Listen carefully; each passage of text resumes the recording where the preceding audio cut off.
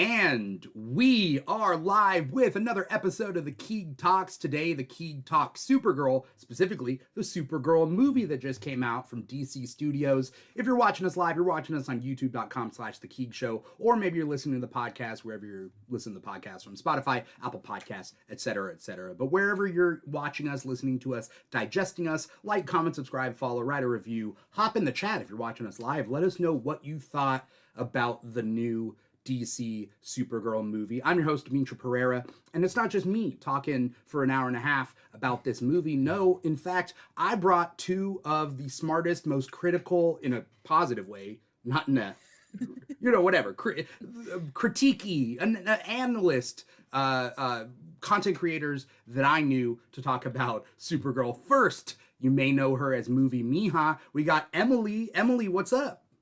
Hi, thank you so much, Dimitri, for having me. I'm really excited to talk Supergirl. I love comics and I love Supergirl in particular, and I'm just really excited to talk about this film. It's been 40 some years since she's had a movie, so it's about time. Mm-hmm. It's been an interesting road for DC, but for Supergirl specifically. So yes, I am very much looking forward to what you have to say about this movie. And then also another person who is also amazing. Also, I feel like critical has that negative connotation, like, oh, people are so critical, but it's like critical in a good way, in a smart, intellectual way. We got Marmar, aka Marmar Yisa. Marmar, what's up? Hey Dimitri, thanks for having me again, and looking forward to talking with Emily. I've seen her a few times in person, but nice to talk to her, like, I guess virtually as well, and talking about Supergirl as well. So looking forward to it. Thank you again. I'm just surprised that I've never had you guys on the same episode together, because I'm shocked too.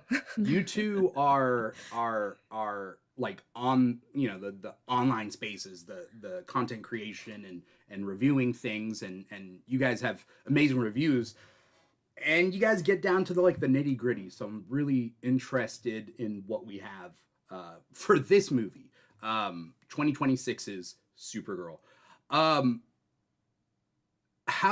Let's see, where do I start with this? Before we get to just kind of like a preliminary review, what were your thoughts before the movie even came out, leading into the movie, maybe coming from Superman, maybe coming from previous DC properties, when you heard that they were doing a Supergirl movie?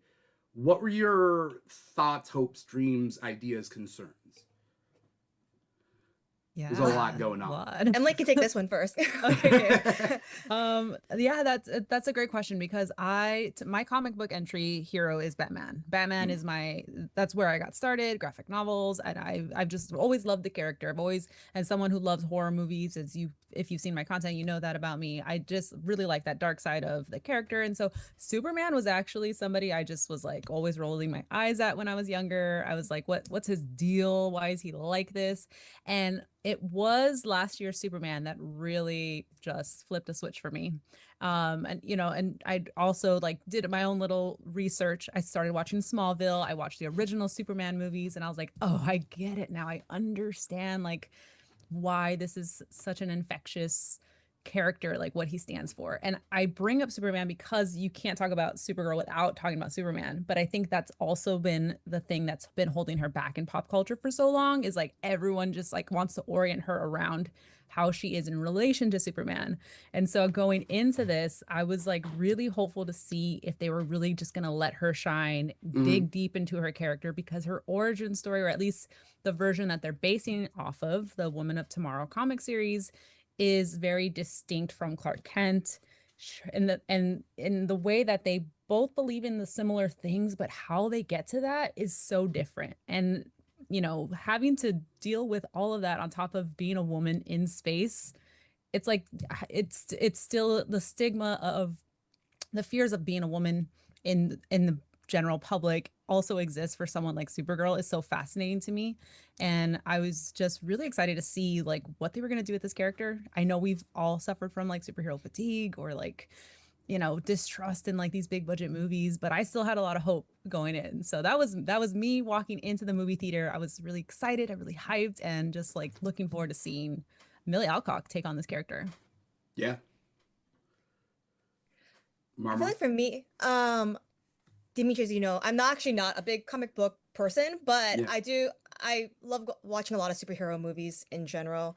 And I think after the success, or just taking a step back, after James Gunn was going to take the reins of the DC universe, and then from there, the first thing from James Gunn was Superman. I think going to that, okay, like I feel like there's a lot of hope or like light at the end of this tunnel in terms of what DC can do and live up to the potential, especially when they're always compared to the MCU in the last like 10 years. So from there, it was like James Gunn, and then you get Superman. So then going into Supergirl, you're like, okay, I like they're on a roll here. So what's kind of stopping them? Also, I think with James Gunn, and we can get into this as well too. He's Yeah. had a good run in terms of being able to write very nuanced female characters as well. I know James Gunn's just a producer on Supergirl, and not a writer or director on Supergirl, but even from a producer capacity, I do feel like he can have input in what the story in the movie will be. So, with all that being said, I think going into Supergirl, and kind of getting that other side of the coin kind of spectrum from the Kryptonians, and then seeing someone like Supergirl kind of like having a more jaded view of the world because she endured what she did. I was looking forward to seeing how like this female character, how she navigates the world despite and in spite of her the trauma that she endured. So that was kind of my Yeah. expectations going into this movie. My first sort of experience with James Gunn, if we're taking it that far back, like Guardians, right? Like Yeah. Guardians of the Galaxy. I was talking to you guys before this show. Like, I'm not a big fan of horror movies because they scare me and I get scared and I flail when I get scared. So stay So don't outside sit a next certain to you. radius. Do not. It's dangerous to see a horror movie. I'm actually more like less likely to like go outwards as opposed to inwards. So like if I'm holding someone's hand during the movie, it'll be like a jerk, right? So yeah, just stay like a couple seats away. I think leave those seats empty and then kind of go from there. So I wasn't familiar with James Gunn's like previous kind of work, like Slither and whatnot, right? So Guardians was like my first introduction, and obviously I love Guardians. A lot of people loved Guardians. It put him on the map, and then it also like really redefined MCU on like how varied it could be, with the genre and whatnot, right? Like it was like a 1-2 punch back then. It was like Captain America: Winter Soldier, and it was Guardians that really sold. Oh, the MCU can be everything and more. Then after the MCU dropped James before they picked him back up again, he went and did The Suicide Squad. And I was really interested in that because at this point, the previous DCU, the DCEU was kind of dropping for me. I was like, I don't know what's going on. And The Suicide Squad was amazing. So I was like, how is this going to work? He goes back to Guardians 3, he does that, finishes up Marvel, and then he's like, around that time, he's getting tapped to run DC Studios, and I was like, I don't know how this is going to work, but like, Superman could be the greatest, and I loved Superman. So when I heard they were doing a Supergirl movie, I did have a question mark of so early in the game, which I see a lot online, and we'll get to that later, like, so early in the game, so early in this new fresh DCU, this Supergirl movie coming out, but like I had faith, so I was really excited for all this. I even went to KFC and got as many of the little things as I could, and like they are really cool. Cute. Yeah, Wait. they all have like a super clip. That's up top. the clip. Oh, that looks so cool. And so, like, Oh, I need to go to Lobo. KFC after this. Yeah, Oh we're gonna get some chicken. Yeah. I haven't been to KFC in years, so whatever they did worked because I went there and I would get like more than one and then drop by my mom's house and be like, I'm just taking the toy, but here's some food. It's like, this is way too much food for me, Pay it but I forward. just wanted Yeah. the toys. So like, good for them. So I was really excited for this, and we'll talk about what we thought about the movie. But first, shout out to Johnny Dome in our YouTube chat. Johnny Dome talking about the previous like female-led superhero movies that have happened, like all the way back. So the original Supergirl movie, says Johnny Dome, the original Supergirl movie held her back because it failed so hard. WB was against women-led action movies until Catwoman, and then stalled it even more. So we were just talking about this. Like, people keep learning the wrong lessons. Like we have to read the numbers a little differently. I don't think it ever was the fact that it was a female-led film. It's like it's the fourth film in a declining series of the Superman franchise from the 80s.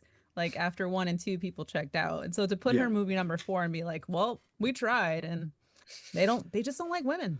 Yeah. It's that's what you learned. I think some people think the test is whether they make the movie or not, and that's the test of like a inherent support of, let's just say, women in this specific case. But rather, it isn't that. It's how expendable do you treat the movie in the production, pre-production, post-production. Like, it's the expendability of female-led movies, not like the production of it necessarily. Because they can do like a shoestring budget because they don't believe in it. You know? Like, I mean, isn't that what happened with Batgirl? Like, they were just able to make it, and then, sorry, triggering for it hurts. It still hurts. Yeah, absolutely. I mean, it's part of the conversation. I mean, and like, it's kind of crazy to just kind of, I mean, I'm sure it happens all the time with people. Like, I know, Emily, you work in the industry as well, like, where things are made and then kind of in a very last minute, like, just situation, they're like, oh, we don't need to. And it's like, oh, okay. But yeah, I think it speaks to the greater just ongoing systemic issue of, okay, well, are women-led stories not profitable or not going to make us money? And then they already kind of decided that for themselves without it giving a chance. Yeah, it's the fact that, like, Catwoman was a bad movie, and Elektra happened at the same time. So on 2 different companies, right? That was 20th Century Fox, I think, who had the rights to Daredevil properties. So they did like a spin-off / not sequel to Daredevil, but like they did Elektra, it failed. The other side did Catwoman, it failed, and both sides were like, I guess people don't like women, which is also true, but they meant in the sense of the movies. Yeah. And so, you know, it's kind of tough. Johnny Dome, and I'm thinking it's Johnny Dome as opposed to Johnny Doomy. Either way, if Batgirl was good enough to move to theaters like Blue Beetle did, it might have had a chance. Yeah. I think what's interesting is they dropped so much money into The Flash at that time. Money and like 15 years of pre-production. And it was horrible. And I came out of The Flash being like, there's no movie that could be worse than this. Like, I didn't watch The Flash, but that's what I've heard too. Like, The Flash is utter nonsense. I believe you. Boggles the mind. I can't. It's very tough. Especially the last part. Talk about Helen Slater. They CGI Helen Slater into the end of The Flash. Is that the Supergirl? Yeah. The original Supergirl. The 84 Supergirl. Christopher Reeve. They have a CGI Christopher Reeve and a CGI Helen Slater as Supergirl and Superman watching universes collide in the multiverse. But they're like super fake. And then you have a Nicolas Cage Superman also there's a CGI Nicolas Cage in the end of The Flash. It's really hard to. It sounds like a fever dream. Yes. Like, wait. Okay, now I kind of want to watch it. Because I need to see this for myself. Just watch the last 20 minutes for the WTF, and then it's like, okay, fine, you know. I'll look it up on YouTube, baby. I'll just do that. Yeah, there you go. Yeah. Research. Johnny Dome says Keaton was in Batgirl and The Flash introduced him as Batman, so that might have had a part of like that. But Batgirl originally was gonna have it was Leslie Leslie Grace from In the Heights. This was the next thing she was gonna do. I was and Brendan Fraser as Firefly, and I have a friend who lived in Scotland, and she was telling me they were filming scenes outside her window, so she like took video. What? There's a fight scene on a moving fire truck as Firefly has a flamethrower fighting Batgirl. And they scrapped that whole movie after filming it and editing it and everything. It was ready to go. That's so sad. So there needs to be a brave soldier who has access to the vaults to just like press send. Hey, if they could do that with Avatar: The Last Airbender and Paramount, I think they can do that with. We need a disclosure day, the Batgirl I know. movie. Disclosure. Just drop it. Yeah, there you go. Ryan Reynolds supposedly, allegedly, don't come at me, was the one who released that Deadpool original test footage for the first movie to like show people that like we could make this, and then people got on board. There's the rumor is that it was Ryan Reynolds who leaked it, you know. And I think he went with it, right? He kind of just like left it to like open interpretation. He's like, I could have. So, you know, there's that. So I guess what we'll do to kick off this episode and, you know, whatnot, I guess we'll just start off with our numbers, between 1 and 10, 10 being amazing, 1 being not so, very, very not amazing. Like The Flash was like a 2 for me. Let's just say that. Yeah, like I need a ground. Where am I basing this off of? Yeah. It was like, and it was only a 2 because it had like one scene that was like, oh, okay, and then that was it. Between 1 and 10, what would you rate this Supergirl movie?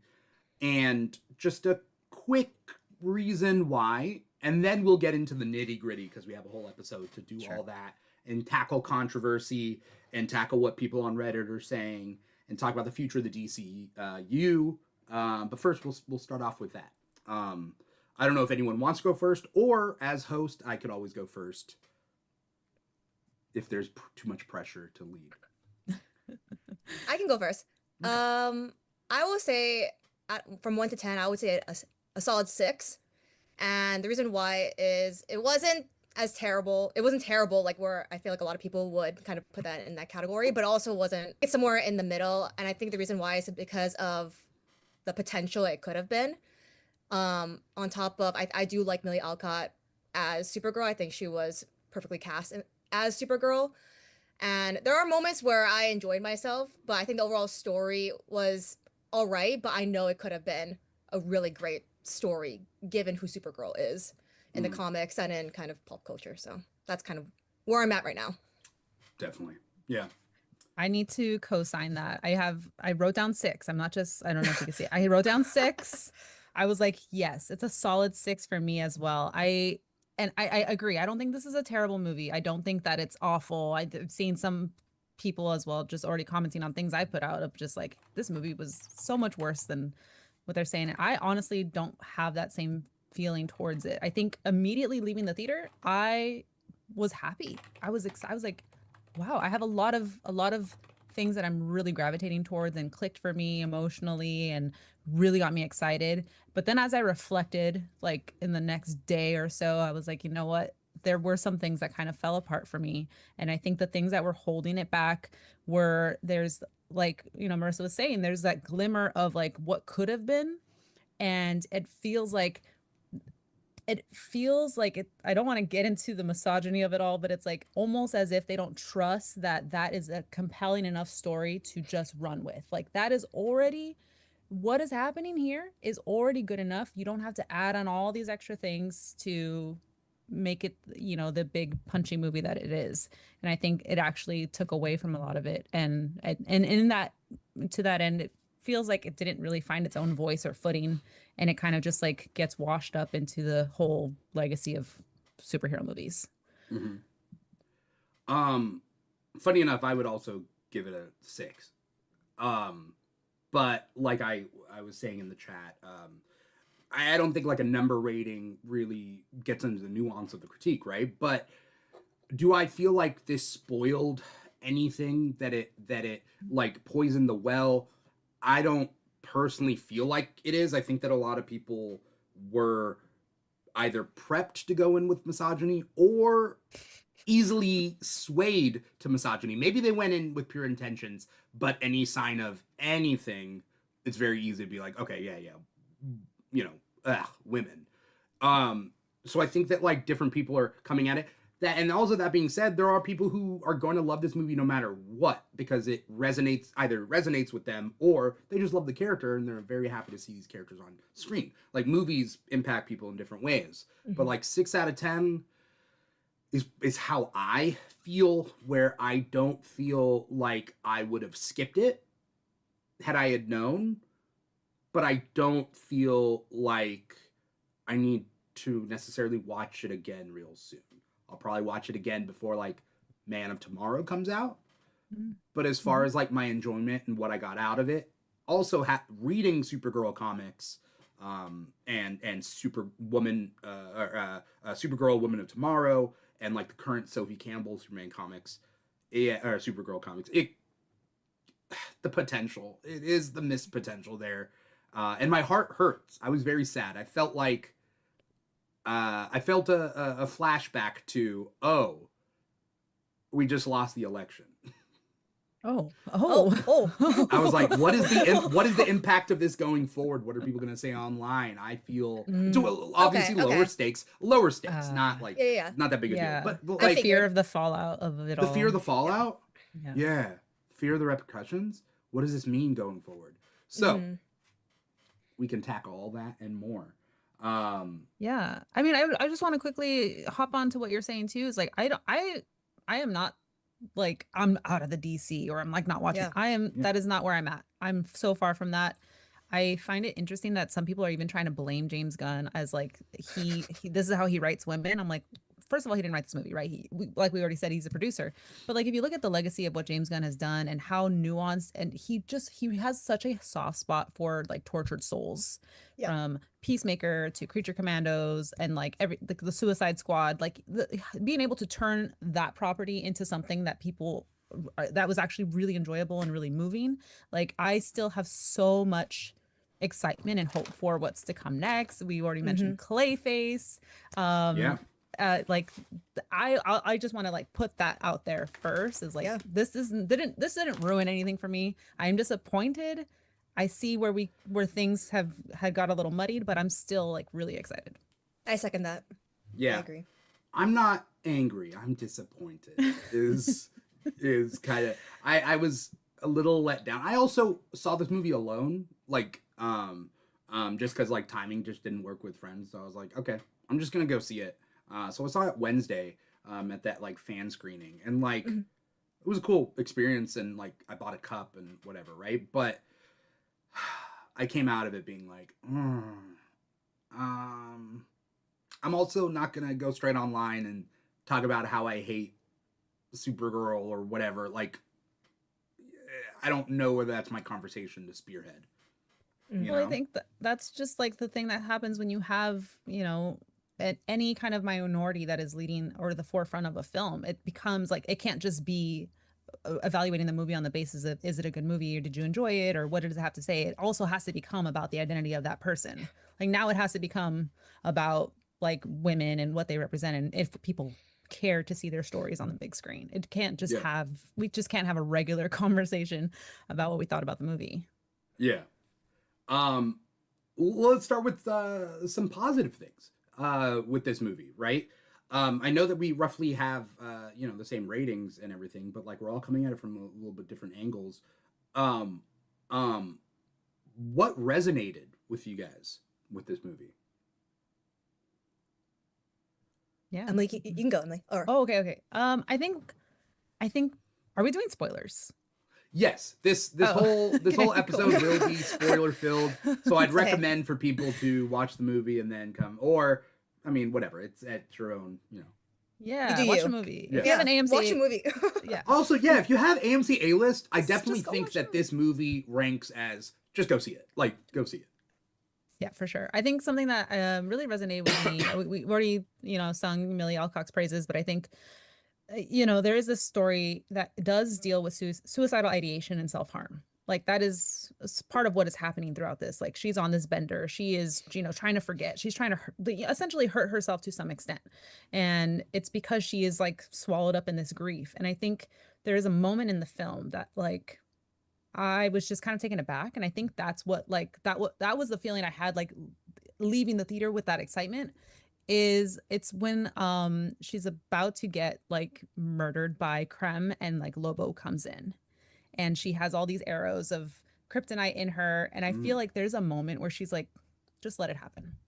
just let it happen. There's like a split second moment where she's about to accept the end of it all, and Lobo comes in, disrupts it, and you can kind of see it of like, oh, maybe Lobo was like, he swooped in to save her. But I see it as like, sometimes, you know, people go through suicidal ideation, but in a blink of an eye, you change your mind and you have that regret, you have that second thought. And they allowed her to have that like moment of regret, to be like, no, I don't want to, this is not the end. Like, let me get back into action. And getting to see that on Millie Alcock's face, it was really, really impactful for me. And I was like, I don't think we've seen like a character like walk up against the end like that in that way. And yeah, I think, to say like what I enjoyed, I think there's like little bits of that character throughout the entire film. But I think that was the moment that really just like sold her for me. I like the backstory that we got with Krypton, and to give more context to the reason why she kind of is on this bender, and even then, like kind of like referring back to, I mean, Clark Kent's like father as well too, when it was revealed in Superman that he's like, actually, I wanted my son out there so he can like colonize Earth.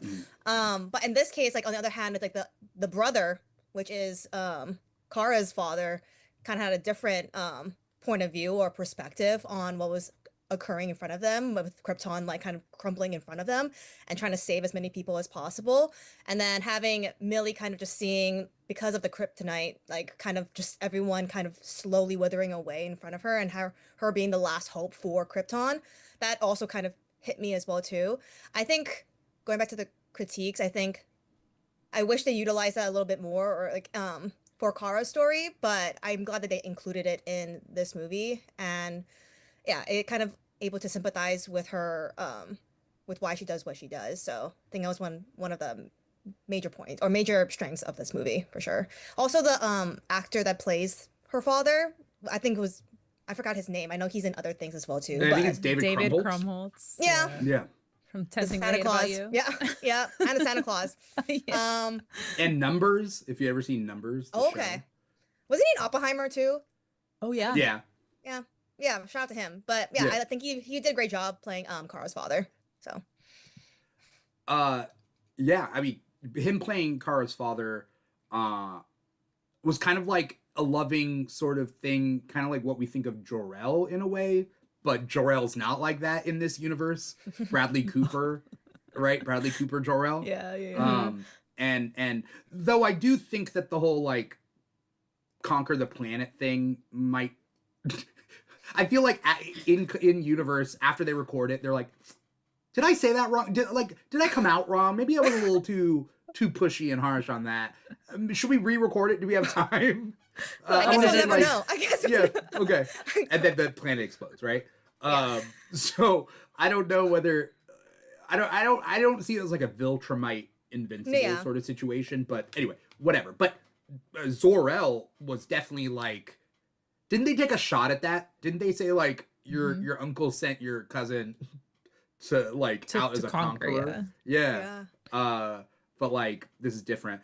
I did like Millie Alcock. I think that she was the biggest strength to it.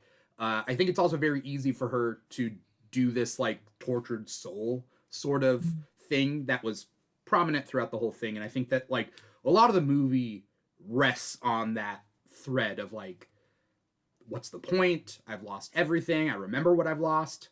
Like, she doesn't have an attachment to her cousin, which is a change from like the comics, which is she's not born before Clark. Like, they work that in like previous iterations of like Supergirl's born like older than Clark, sent to protect him, but because of the way space and time and gravity wells and whatever work, she gets here after Clark is already Superman, so her whole life purpose of going to save her baby cousin is thrown off. And so what is her purpose? Could this movie have been helped by that little thing, or would it have convoluted things? I don't know. The CW Supergirl show did that. And the comics do that. So like, you take some part of lore and you get rid of the rest. But I think that Millie Alcock's like tortured sort of soul definitely keeps this movie going. Also, I have some problems with Krem, but like Krem just being a villain, irredeemable villain, I think is better than giving him any sort of like, you know, admirable qualities, I guess. Mm. So Yeah. I think Krem is it. I don't. Well, if we want to stay on things that we liked, I won't talk about him because Yeah. he's not on my list Yeah. of that. Yeah, let's talk about things we liked Things I and did favorite like. moments and that sort of thing, and then we'll move into our more critical thoughts. For sure. And to make, I started off real sad, but like to go on a lighter note, I think I really enjoyed just how many non-humans we saw like throughout Yeah. space. Like I love that there was so many aliens. I'm like looking throughout the background. I was like, wow, there's like not a person in Ooh, sight, There was yeah. so many That's true. aliens, so little English being spoken, and like the tech pirates, that whole Yeah. fight sequence was so cool to me. I was like, whoa, that's like something I liked getting to see Supergirl like be creative and think on her feet. She's like, I got a plan, And I was like, what is Yeah. her plan? What is her MO when she comes into these outnumbered situations? And it seems like, she's pretty crafty. So getting to see her like fight with these tech pirates, and even in that bus scene, there's like not a lot of dialogue. So I really enjoyed how like they just let like the action speak for itself and just let that play out. I think that was one of my favorite parts of the film. Yeah. I did forget about that. Also, the cameo by Seth Rogen's voice as that little Was he the that little bus little driver? He was? Oh, of course he was. Of course that he little was. bus driver alien thing. I liked Reminded- him. Yeah, he's so cute. Remind me of the little guy in Men in Black. Like, Yes. Yeah. Yeah. I also didn't get the purpose of there's two bus drivers. There's one him, and then there's the more humanoid looking one sitting in the driver's seat. Like I one, don't know enough he's on, about space mechanics to I was like, is he co-pilot? I don't know. There's like Is a he the small, translator? I don't. Yeah. Who knows? Yeah. I was like, oh, okay. But yeah, I think maybe that scene might have been like the biggest display of her powers, I think. Other Yeah. than I guess the end, maybe, but like that bus scene was pretty cool. Especially when the red sun versus like the yellow sun, where like that was really cool too. Yeah, because I think now thinking more about it, I really like that scene. I think it was one of my favorites as well. And then Yeah. being able to her to kind of just like like lock in and then go in, that was really spectacular. So Yeah. I'm a little confused as a fan of the lore, a little confused on how everything works in this movie, but yeah. I'll bring that up. But that was definitely yeah, might have been my favorite piece of the whole movie. Or no, I mean the Krypton stuff was actually really cool. Like the flashback to that. Mhm.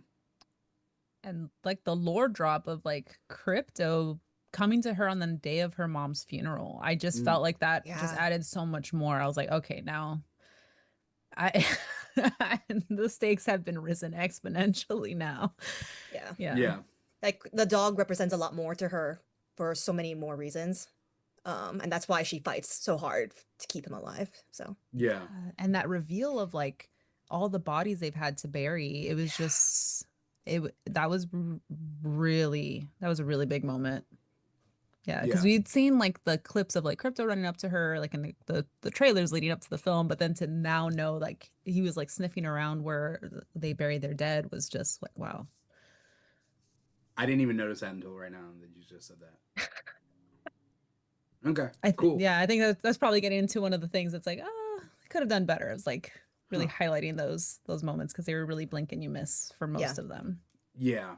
The alien designs were really cool, which also is part of a complaint that I have about alien designs because they're so cool. But my basic thing is like I would have as a comic book fan, and that I don't think it derails from anything, is have more recognizable DC species, because there's a lot of DC aliens out there like in the comics, like, and maybe some of these are even designed after them and they're so obscure that I don't even know. Maybe, but like more recognizable stuff would have been cool. That's just me and my what could have made this a little bit better for me.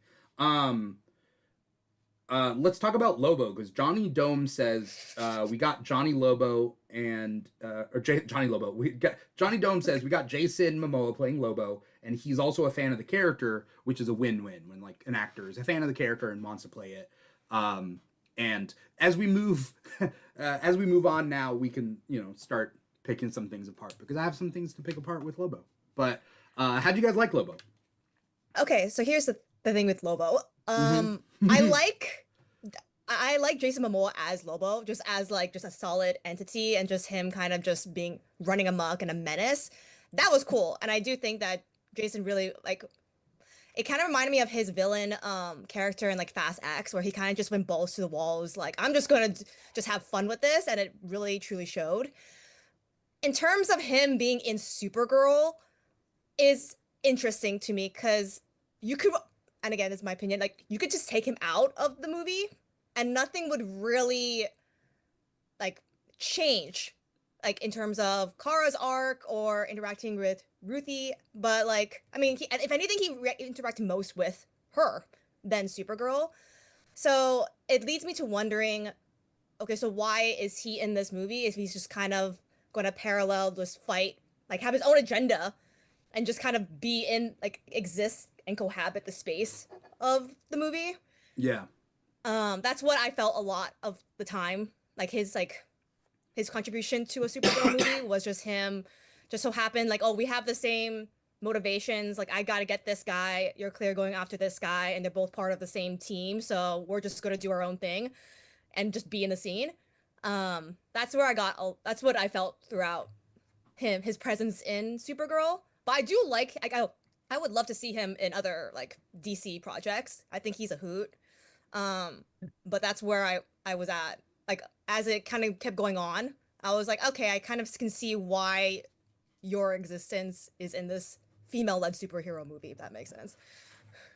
Totally. I co-sign that, because I don't really know much about Lobo, but I agree. The character design looked cool. I love that he just hams it up. Jason Momoa, it's just so fun to watch. He has so much charisma, and I feel like we underestimate that quality in stars sometimes. It's sure, put him in anything. I'll watch it. But yeah, like you said, Marissa, it just didn't seem like that character needed to be the one. You could have swapped him with any other character playing that bounty hunter kind of role, and it didn't seem like it was that. And I think to that end, it kind of does a disservice for introducing the character of Lobo a little bit, because it's well, if you're not going to give me, I know that this is a Supergirl movie, but you're not going to give me anything that's really going to tell me what he's about and how that fits into this world. He's just kind of background, it's like a catch-22. I like him. I liked watching him, but I just didn't find the character in the film that interesting. Yeah, I'll jump on that. I didn't find him as cool as I wish he was. I think that I feel he was definitely thrown into this movie because they were there's too many girls in this movie. Let's throw you said it. Thank you.